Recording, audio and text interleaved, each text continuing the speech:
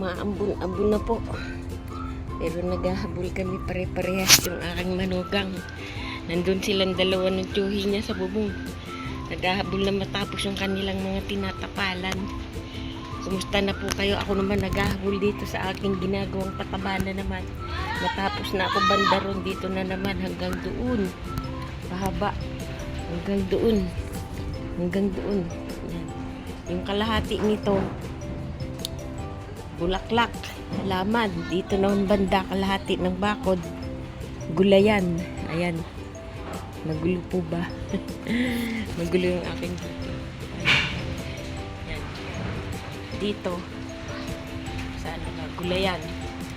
Pagdating naman doon sa kabila, yung kahabaan, mga halaman, rosas, kaya kung ano-anong magandang bulaklak na iba't ibang kulay. Hahatiin ko tong kahabaan na to ng bakod na to.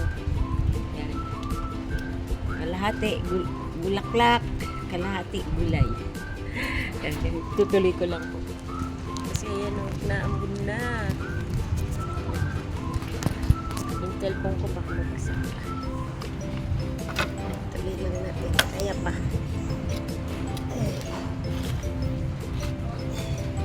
Kailangan mga sandangkal ang lalim ng pagbububuhan yun ng mga balat ng prutas. Yan.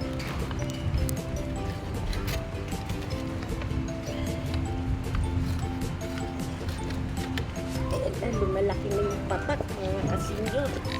Pero okay lang yan. Wala naman akong dalang asin. Wala akong dalang asin.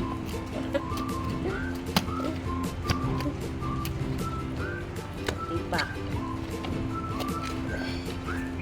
Malaki na yung patak. Diba? Kunti na lang. Makukuha rin yan sa tiyaga. Kunting lalim na lang.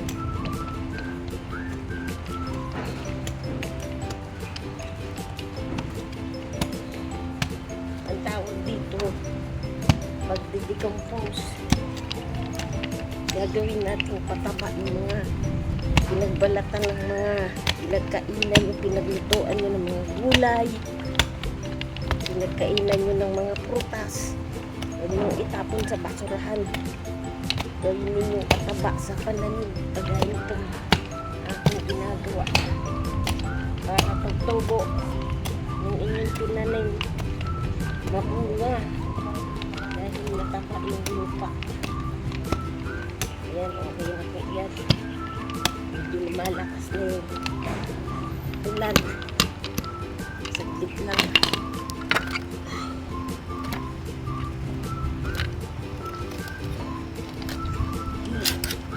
Abul.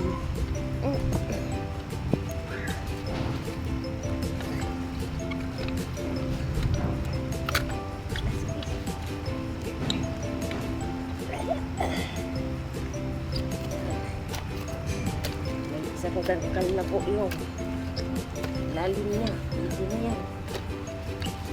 Pagka napuno aray o mga kalahati na ilagay ninyo yung mga nagbalatan, mga ano-ano, balat ng bawang, sibuyas, ano-ano, prutas, balat ng prutas.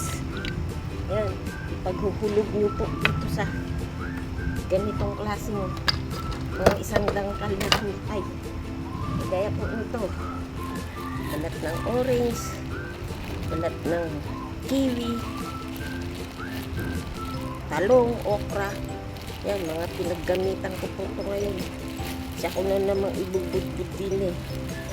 At kung mga susunod na pagluluto, pagkain ng mga prutas, idadagdag ko pa po dito hanggang sa mga lahati na yan.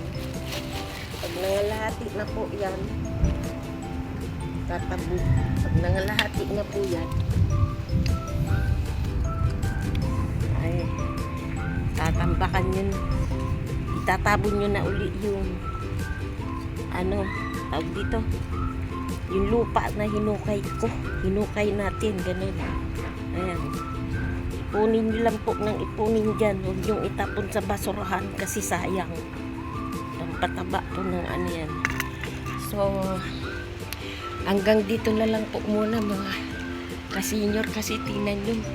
Umuulan na po dito, umaambon. Baka naman ako magkasakit. Basang-basa po. Papo ng pawis yung pagmumukha ko. So mga ka-senior, please don't forget to like, share, and subscribe. At huwag niyo pong kalimutang pindutin yung notification bell para lagi po kayong updated sa mga ina-upload ko pong video sa araw-araw. Thank you for watching mga ka-senior, and God bless po. Bye-bye.